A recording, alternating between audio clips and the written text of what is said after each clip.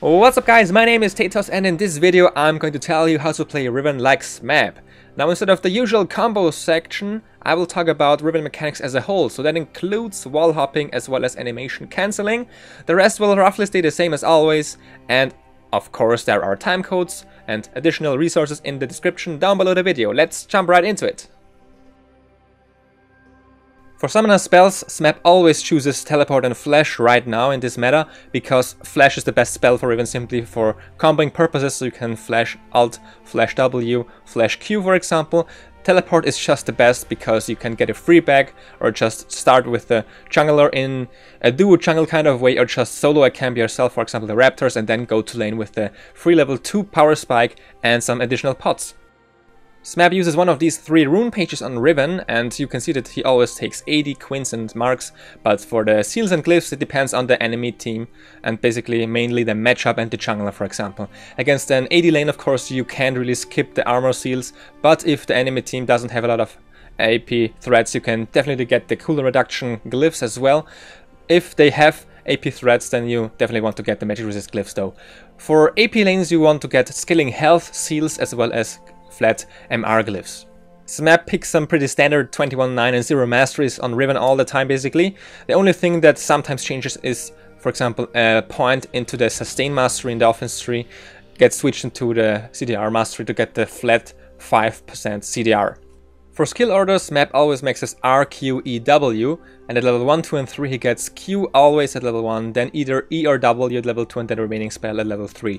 Now, what he takes at level 2 depends on the matchup as always, so it doesn't really depend if the enemy is ranged or melee, it just depends on the matchup itself. So for example against someone you can bully, you can get the W, or for example against somebody who is ranged and can disengage nicely you get the E to shield some damage and just CS safely in the early laning phase.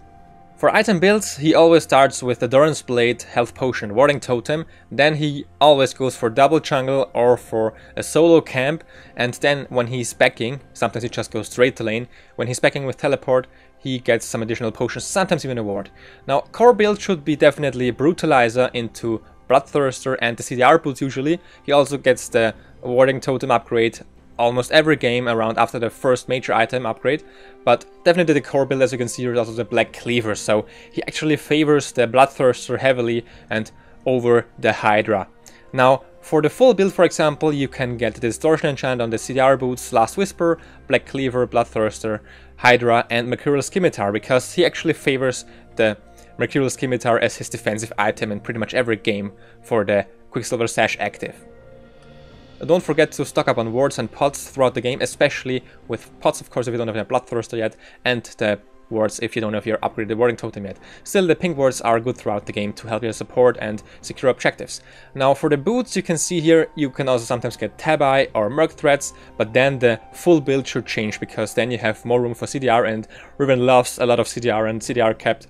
So that's why you, for example, get the Merc threats in the alternative CDR build, and instead of, for example, a Hydra, you almost Ghost Blade.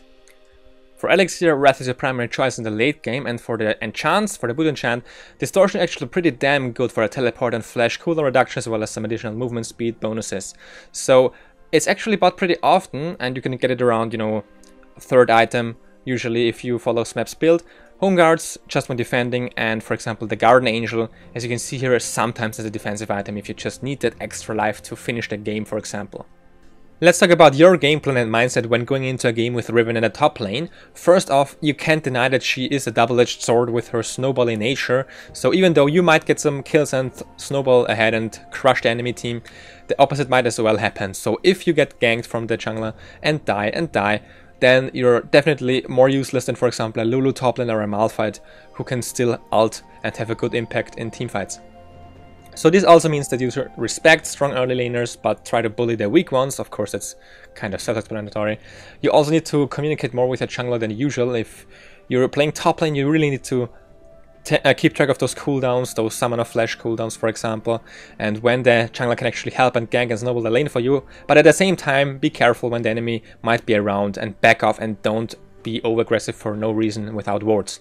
So for TP plays or roams in general, you want to use TP for bottom lane ganks and just walking to mid lane with E and Q to speed up Other than that, don't forget to buy wards, as I said. Try to protect your flanks and the river, for example, mainly in top lane against jungle ganks. And in the late game, split pushing can be an option, but it's always important to group if necessary. You can't just solo push all the time, never group and expect to win the majority of your games. It really is not the best mindset to be in, especially if your team loses a team fight then tilts, then surrenders. Now, for late game fights, you want to flank and try to nuke the squishies, but that means you have to keep track and you have to have a lot of knowledge actually of the enemy champions and team composition when they use their CC, because if you go in when they have their CC up, you will just get chain CC and die.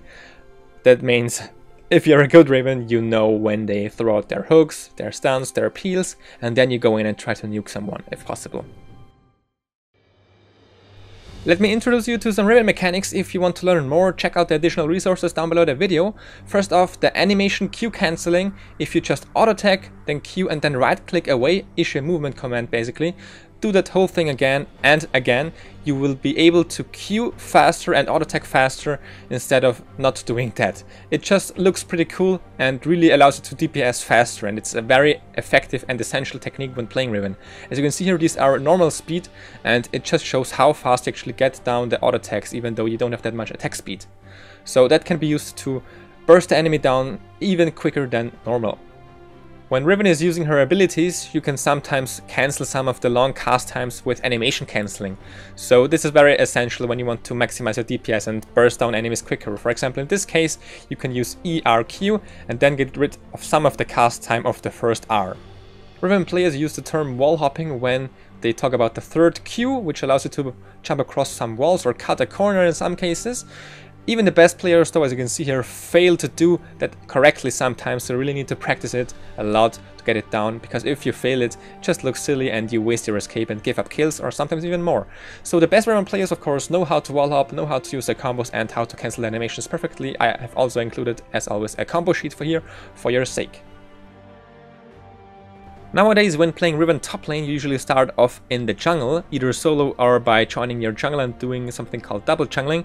So you either help him with the first and second camp, either take the most of the damage or a little bit of the damage. So you can either go back to base, heal up and then TP, or just go straight to lane. In the straight to lane case, it's actually pretty good for you because you still have the teleport, and then if you have a hard lane, for example, get harassed too much, you can get the free back from the teleport still.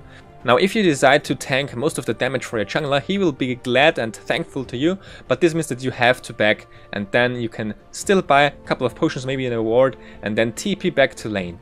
Now, when doing a camp solo, however, you have to be careful not to suicide or to commit suicide, because if you don't cancel animations well, you might take too long. Definitely pop the potion to survive and get the XP and the gold from the raptor camp, then back, use the teleport, go back to lane, enjoy your level 2 power spike already, and hopefully don't get bullied or ganked, because then you don't have a teleport to go back to lane. The laning itself depends entirely on the matchup. For example, against this Renekton, who is a very strong opposition, you definitely want to give up some CS instead of taking a lot of damage for a little to no reason, because that of course allows the enemy to set up dives and snowball hard against a Riven player like this.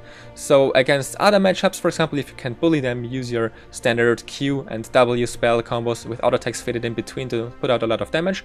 And in some cases, when you are already snowballing or ahead, you can decide to dive the enemy because you have so much damage in a short period of time. Against this Darius, for example, is usually a pretty strong matchup against you actually. But in some cases, for example against passive laners, you can still close the gap and then just try to force some cooldowns and then all in them later. Or for example against Wicked, who is playing Lulu in the next clip, also this one, you can see that he doesn't even need to back off, because even though Lulu pops the ultimate, pops the shield, pops everything, there is no way that he is going to survive this. Once you start snowballing, some enemies will simply play more passive or avoid the top lane. In this case, you can freeze your lane and deny the enemy more CS this way, but you have to be careful because they could roam the map and then snowball the map elsewhere. Other than that, you can also try to work on your mind games. For example, going in randomly might lead the enemy to attack you. For example, if you see Riven who usually goes in and uses her cooldowns inappropriately, you might try to punish her for it, but you can use this or abuse this to, for example, mind game the enemy and bait him into a gank.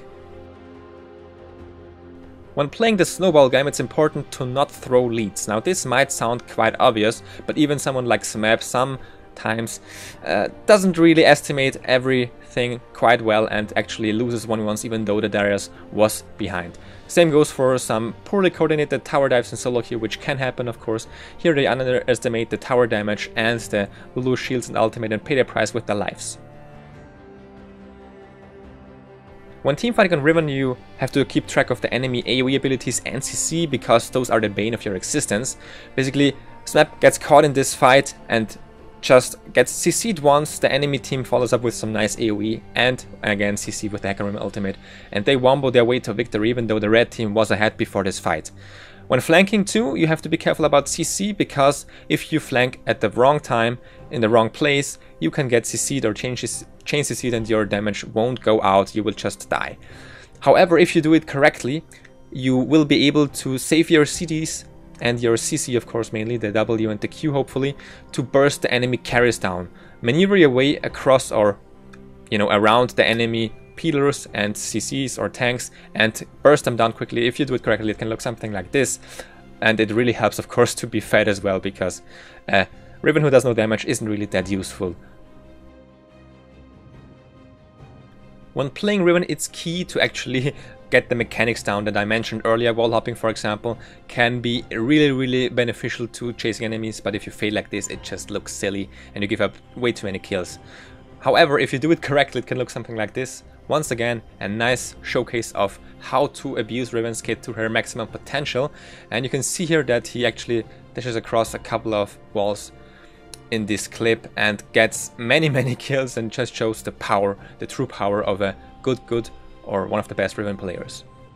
There are many ways how to press your advantage when snowballing on Riven. For example, when choosing your fights in a jungle, some people actually might not like to do that because they aren't good at dueling that much, but Riven is a god at that, so try to abuse that strength to the maximum. Also, when ganking an enemy and their TP timer, you can decide if you want to push or freeze the wave. For example, Darius here has this TP on cooldown, so they push the wave.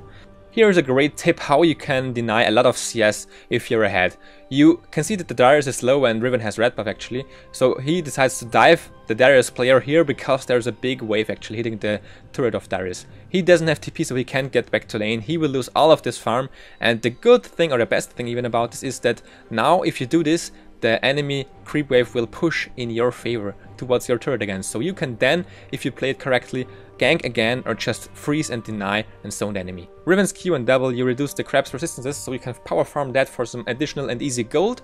But of course the same goes for all the other jungle camps, for example Raptoros, Gromp, Krugs. You can kill all of these for some extra quick cash and experience to snowball harder. While it's true that Riven is a strong duelist, some matchups or some champions are still stronger at some point during the game, so be careful about that and don't give up too many kills because, as I said before, it's a double-edged sword, you can also get snowballed against. Use both pink and green walls to your advantage because that allows you to play more aggressive or escape more jungle ganks. Also, of course, overstaying is a bad habit you shouldn't fall into because in this case you can see how they push up the wave. There are two people here, two tanky people. Smeb is very low rather, and what do you expect if you do something like this? Of course you're gonna get dove.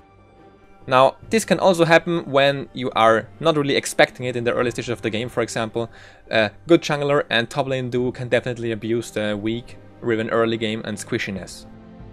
While you can definitely bait people, they can bait you as well, especially when they are getting more competent in the higher divisions. You should be careful about getting baited yourself because that can just really snowball super hard against you and really cost you many games. Let's roll a couple of TP clips because those are what can really snowball the whole map ahead. For example, a well-placed AoE flash stun can really snowball a fight and just give you so much pressure on the map, so much gold. Same goes of course, for example, if you are split pushing and then joining your team with the TP, which is just what you should do if the TP is off cooldown. Just allows it to, for example, go in a little bit later, for example, and then catch everybody off guard when their CDs are down, snowball the fight in your favor, in your team's favor, and it really helps to then, of course, push the turrets that way. You might say TP takes no skill, but actually you have to be careful and pay attention to the minimap the whole time, because if you don't, something like this can happen. Enemy team groups, the enemy top laner who was zoned basically just groups up and gets assists and kills and map pressure that way. You TP in way too late and can't do anything. They even get more kills, so that costs you 4 kills and you didn't get anything, even though you wasted your TP there as well. Keep track of the enemy's interrupts, because you don't want to TP too close to him so we can cancel it that easily. It just looks really bad when you do it. Split pushing can be a good idea on Riven because you have a lot of AoE abilities, you can clear the wave quickly, you don't have mana, you can also duel very well. So this means if anybody tries to stop you who is not as strong as you, which are not many people there, especially if you're ahead, you can just kill them. However, if many people are chasing you, you should definitely back off and join your team, or just simply back off and get a jungle camper too. Riven is super strong when fighting in the Baron pit, so her AoE CC and damage can really help to stop the enemy team from doing Baron or just kill them. You can see that they are clumped together usually in such a scenario, and it's easy to land your CC and damage abilities that way. It allows you to stop the enemy team from coming back, of course, into the game. Before I end the video, I would like to mention 2 things. First off, I have linked, of course, Box animation cancelling and combo guide, because I think that's a very nice introduction guide for Riven Mechanics. And also I have linked a channel from a friend of mine who plays Riven a lot and is mid-diamond roughly, and he does some matchup guides which are very helpful in my eyes. I've been waiting for you, my friends. In the end screen, of course.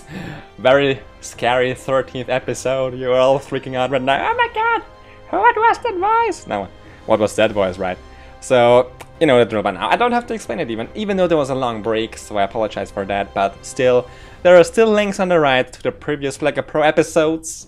For example, if you want to learn how to play Vayne like Imp, you can do that by clicking on the annotation or on the cards, YouTube cards feature, if you're on mobile, for example. So. And of course there's a link to the playlist where you can find every single episode I've made so far, and that's about it. You'll know the drop by now. Thanks for watching, thanks for liking, sharing, subscribing, blah blah blah, etc etc. I hope you have a great time and a great Halloween, of course, or had a great Halloween whenever this comes up. But this is just a proof that I'm back, so stay tuned for more videos, and until next time, bye bye.